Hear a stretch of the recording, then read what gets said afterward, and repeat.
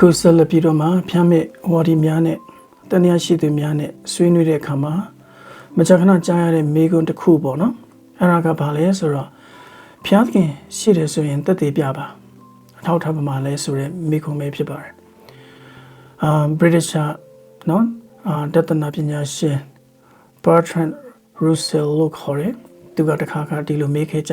မေးခွန်းလေးကိုပြောပါတယ်တည်ဆုံးပြီးတဲ့နောက်တဲ့ဘုရားသခင်ရှေ့မှာရက်နေရပြီးတော့ဘုရားသခင်ကဘာကြောင့်ငါ့ကိုမယုံခဲ့တာလဲလို့မေးလာခဲ့ရင်ဘာပြန်ပြောမလဲတဲ့အဲ့တော့ဒီ Russell ကနေပြီးတော့မှဘယ်လိုပြန်ဖြေခဲ့တယ်လဲဆိုတော့အထောက်ထားမလုံလောက်လို့ပါအထောက်ထားမလုံလောက်လို့ပါအထောက်ထားတာလုံလောက်ခဲ့မယ်ဆိုလို့ရှိရင်ကျွန်တော်ယုံကြည်မှာပေါ့ဆိုပြီးတော့မှသူကပြန်ဖြေခဲ့တယ်နော်ဒီစကားဟာယနေ့တန်တရားရှိသူများစွာရဲ့စိတ်ထဲမှာရှိနေတဲ့အခြေခံမေးခွန်းကိုကောင်းကောင်းဖော်ပြပေးနေပါတယ်အထောက်အထားလုံလောက်ရင်ကျွန်တော်ယုံကြည်ဖို့သင်ရှိပါတယ်ဒါပေမဲ့အထောက်အထားပမာလဲတရားရောက်ကဒီလိုမေးလာတဲ့အခါစိတ်ပူဖို့မလိုဘူးတကယ်တော့ယုံကြည်ချက်တစ်ခုကိုလက်မခံခင်အကြောင်းပြချက်နဲ့အထောက်အထားကိုနော်ရှာဖွေတာဟာကောင်းမွန်တဲ့သဘောထားတစ်ခုဖြစ်ပါတယ်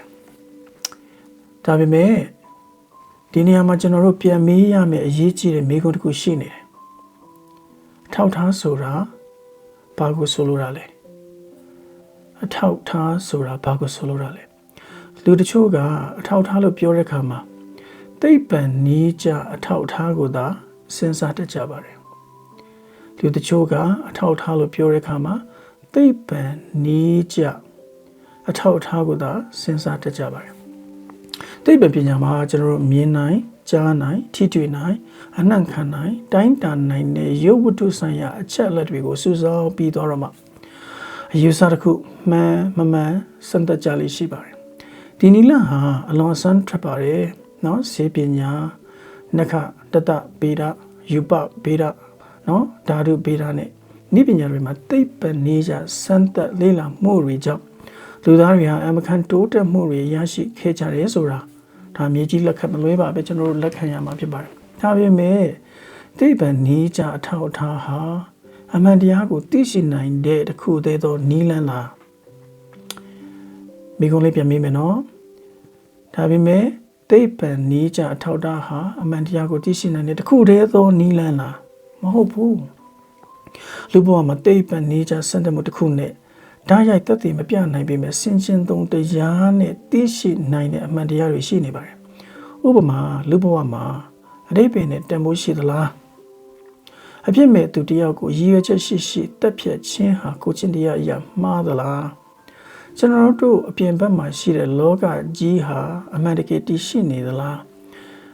ဒီမိခွန်းတွေကိုတက်ခွဲခန်းနဲ့စမ်းသပ်ပြီးတော့အဖြေရှာလို့မရပါဘူးဒါပေမဲ့အဲ့ဒါကြောင့်ဒီမိခွန်းတွေဟာဒိတ်ပဲမရှိတာမျိုးအဖြေမရှိတာမျိုးမဟုတ်ဘူးเนาะ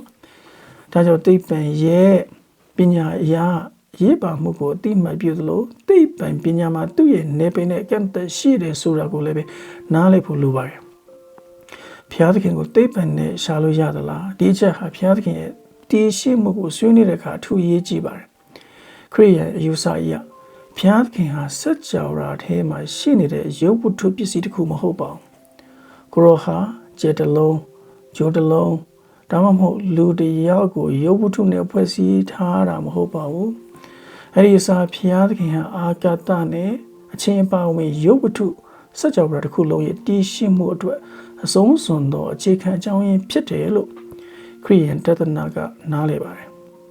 ဒါကြောင့်ဘုရားသခင်ကိုရှာဖွေတဲ့အခါမှာဘုရားသခင်ရဲ့ခြေရာဗမာလဲဘုရားသခင်ရဲ့သပင်တစ်ချောင်းရှာတွေ့နိုင်သလားဓာတ်ခွဲခန်းထဲမှာဘုရားသခင်ရှိမရှိစမ်းသပ်နိုင်သလားဆိုတဲ့နီးနဲ့ရှာဖွေတာဟာမိခွန်းရဲ့သဘောတဘာဝနဲ့မကန့်ညီပါဘူးဒီအကြောင်းကိုနားလည်ဖို့ရိုးရှင်းတဲ့ဥပမာတစ်ခုကိုကျွန်တော်ပေးချင်ပါတယ်နော်တထုရှာဖွေတဲ့စက်တွေတွေ့ဖို့မှာပါမတွေ့ဘူးလေရုပ်ရှင်ကားတွေမှာတွေ့ဖို့လေမနော်တထုရှာဖွေတဲ့စက်နဲ့ဒီတက်သားခွက်ကိုရှာကြည့်ပါဒင်္ဂါပြားတွေရှာဖွေစုဆောင်းရမှာအလွန်ကျွမ်းကျင်တဲ့လူတစ်ယောက်ရှိတယ်လို့စိတ်ကူးယဉ်ကြည်ပါ သူဟာတက်ထုရှာဖွေစက်ကိုအသုံးပြုပြီးကမ်းခြေတွေမြေပြင်တွေမှာဒင်္ဂါပြောင်းထောင်ပေါင်းများစွာရှာတွေ့ခဲ့လိမ့်မယ်။ဒီနေ့မှာသူ့ကို Holy Grail ယေရှုရဲ့နောက်ဆုံးညစာပွဲနဲ့ဆက်တယ်လို့ရိုးရအစဉ်လာမှာပြောကြတဲ့ခွက်ချောင်းကိုပြောပြလိုက်တယ်ဆိုပါစို့။သူအဲ့ဒီခွက်ကဘာနဲ့လှုပ်ထားသလဲလို့မေးပါလိမ့်မယ်။သင်ဟာရိုးတက်သားခွက်တစ်လုံးဖြစ်တယ်လို့ဆိုပါစို့။အဲ့ဒါဆိုရင်ဒီလူဟာဒီ Holy Grail ကိုရှာဖွေဖို့သူ့ရဲ့တက်ထုရှာဖွေစက်ကိုကပ်ပြီးနှစ်ပေါင်းများစွာရှာဖွေမယ်ဒါပေမဲ့ဘာမှမတွေ့ဘူးเนาะနောက်ဆုံးမှာသူကနှစ်ပေါင်းများစွာရှာခဲ့ပြီးကျွန်တော်တက်ထုရှာဖွေစက်ကဘာမှမတွေ့ဘူးဒါကြောင့်ဒီတက်သားခွက်မရှိဘူးလို့ကောက်ချက်ချမယ်ဆိုပါစို့ဒီကောက်ချက်မှာပြဿနာရှိတာကိုသင်ချက်ချင်းမြင်နိုင်ပါလိမ့်မယ်ပြဿနာကခွက်မရှိတာမဟုတ်ဘူးပြဿနာကသူရှာဖွေတဲ့အရာနဲ့မကိုက်ညီတဲ့ကိရိယာကိုအသုံးပြုနေလို့ပဲဖြစ်ပါတယ်တထုရှာဖွေစဟာတထုပစ္စည်းတွေကိုရှာဖွေဖို့အလုံးကောင်းတယ်ဒါပေမဲ့တသားခွက်ကိုရှာဖွေဖို့တော့တင့်တော်တဲ့ကိရိယာမဟုတ်ဘူးသိပ္ပံပညာနဲ့ဘုရားသခင်နဲ့ပတ်သက်ပြီးတော့ဒီသဘောတရားကိုအသုံးချနိုင်ပါတယ်သိပ္ပံပညာဟာရေဝတ္ထုလောကအတွင်းဖြစ်ပျက်နေတဲ့အရာတွေကိုလေ့လာဖို့အလွန်အစွမ်းထက်တဲ့နည်းလမ်းဖြစ်ပါတယ်။ဒါပေမဲ့ဘုရားသခင်ဟာရေဝတ္ထုလောကထဲကအရာတခုမဟုတ်ဘူးဆိုရင်သိပ္ပံနည်းကြစံတပိဘုရားသခင်ကိုမတွေ့လို့ဘုရားမရှိဘူးလို့ကောက်ချက်ချတာဟာတထုရှာဖွေတဲ့စနစ်တစ်သားခွက်ကိုရှာပြီးမတွေ့တာကြောင့်တစ်သားခွက်မရှိဘူးလို့ပြောတာနဲ့ဆင်တူနေပါတယ်ဒါဟာသိပ္ပံပညာမကောင်းဘူးလို့ဆိုတာမဟုတ်ပါဘူးเนาะအဓိပ္ပာယ်ကမေခွန်တိုင်းအတွက်တူညီတဲ့စုံစမ်းလေ့လာနည်းကိုအသုံးပြုလို့မရဘူးဆိုတာဒါကိုဘုရားသခင်ရဲ့တည်ရှိမှုကိုစူးစမ်းဖို့ဘလိုကရိယာကိုအသုံးပြုကြမလဲဒါနောက်ဆက်တွဲမေခွန်ပေါ့เนาะတတနိကဗေဒနဲ့ဆင်ခြင်သုံးတရားဟာအရေးကြီးတဲ့ကရိယာတစ်ခုတတနိကဗေဒ philosophy လို့ခေါ်ပါတယ်ဒီတတနိကဗေဒဟာဘာကြောင့်တစုံတရားရှိနေရတာလဲကောင်းခြင်းနဲ့မကောင်းခြင်းရဲ့အခြေခံကဘာလဲလူဘဝမှာရည်ရွယ်ချက်ရှိသလားစัจ java ဟာဘာကြောင့်တည်ရှိနေတာလဲအရာအလုံးရဲ့နောက်ဆုံးအခြေခံအကြောင်းရင်းရှိသလားစတဲ့အခြေခံမေးခွန်းကြီးတွေကိုဆင်ခြင်သုံးတရားနဲ့လေ့လာတဲ့ဘာသာရပ်ဖြစ်ပါတယ်။ဒါကြောင့်ဘုရားသခင်အကြောင်းလေ့လာရမှာသိပ္ပံနဲ့တဒနာဟာရန်သူနှစ်ဦးတော့မဟုတ်ဘူး။သူတို့မတူညီတဲ့မေခွန်းမျိုးစားတွေကိုလေ့လာပြီးတဲ့နီလန်တွေသူတို့ဟာပံ့ပိုးပေးနိုင်လို့ပဲဖြစ်ပါတယ်။သိပ္ပံပညာကတော့စัจ java ဘယ်လိုအလုပ်လုပ်တယ်လဲဆိုတာကိုအဓိကလေ့လာတွေ့ရှိနိုင်တယ်။တတနိကဗေဒကတော့တတနာဗေဒကတော့ပိုးပြီးတော့မှအခြေခံကြတဲ့ဘာကြောင့်စัจ java တစ်ခုလုံးတည်ရှိနေတာလဲဆိုတဲ့မေးခွန်းကိုမေးနိုင်ပါတယ်။ဒါဆိုဘုရားသခင်အတွက်အထောက်အထားရှိသလားဒီနေရာမှာကျွန်တော်တို့အဓိကမေးခွန်းစီပြန်ရောက်လာပါပြီ။ဟိုးအစာပိုင်းမှာပြောခဲ့တယ်เนาะတတိပြပါ။အဲ့တော့ဘုရားသခင်တကယ်ရှိတယ်လို့ယုံကြည်ဖို့အကြောင်းပြချက်ကောင်းတွေ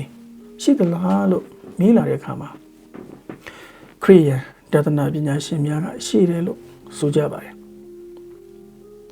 ဒါပေမဲ့ဒီအထောက်အထားတွေဟာတက်ခွဲခန်းထဲမှာဘုရားသခင်ကိုတိုက်ရိုက်တွေ့ရှိခြင်းမျိုးမဟုတ်ပါဘူး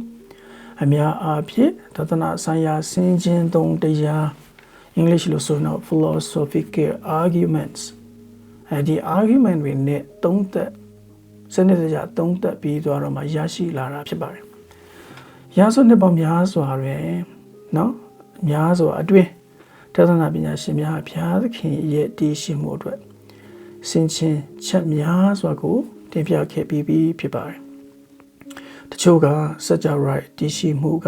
နေစတင်ပြီးတော့မှအခြေပြုတယ်။တချို့ကတော့စัจ java တွေကစနစ်တကျဖြစ်တည်မှုကိုနားလေနိုင်အောင်ကြိုးစားရင်နားလေလာတဲ့အခါမှာနားလေမှုကနေပြီးတော့မှအခြေခံလေ့လာကြပါတယ်တချို့ကတော့လူသားရဲ့ကိုယ်ကျင့်တရားအသိစိတ်ကနေစတင်ပါတယ် တချို့ကတော့လူအသိဉာဏ်လွတ်လပ်မှုနဲ့အသိစိတ်တို့ကိုအခြေခံပြီးတော့မှအကြောင်းရင်းကိုရှာဖွေကြည့်ပါတယ်ဒီစင်ချင်းချက်တွေဟာမတူညီတဲ့လမ်းကြောင်းတွေကနေတူညီတဲ့မိဂုံတစ်ခုစီကိုဦးတည်သွားနေတာဖြစ်ပါတယ်ကျွန်တော်တို့မြင်တွေ့နေရတဲ့အရာအားလုံးရဲ့နောက်ွယ်မှာအဆုံးစွန်သောအကြောင်းအရင်းတစ်ခုရှိသလားတွေ့မြင်ကြားအရာမှန်သမျှရဲ့နောက်ွယ်မှာဘာအကြောင်းရင်းများရှိသလဲ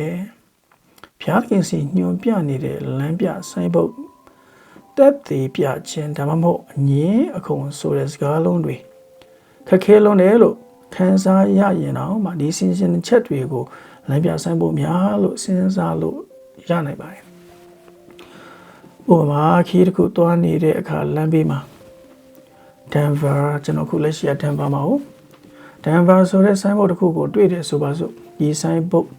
ကိုယ်တိုင်ကဒန်ဗာမျိုးမဟုတ်ပါဘူးဒါပေမဲ့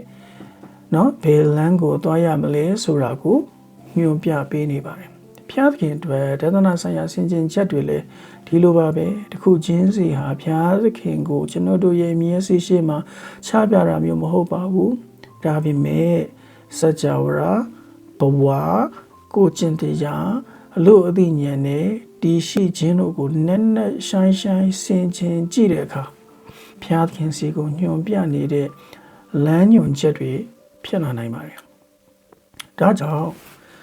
ဘုရားသခင်ကိုမျက်စိနဲ့မြင်နိုင်သလားဆိုတဲ့မေးခွန်းကနေကျွန်တော်တို့သိမြင်နေရတဲ့လောကကြီးနဲ့လူဘဝကိုအကောင်းဆုံးရှင်းပြနိုင်တဲ့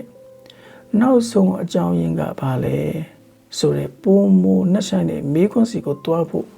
လိုပါတယ်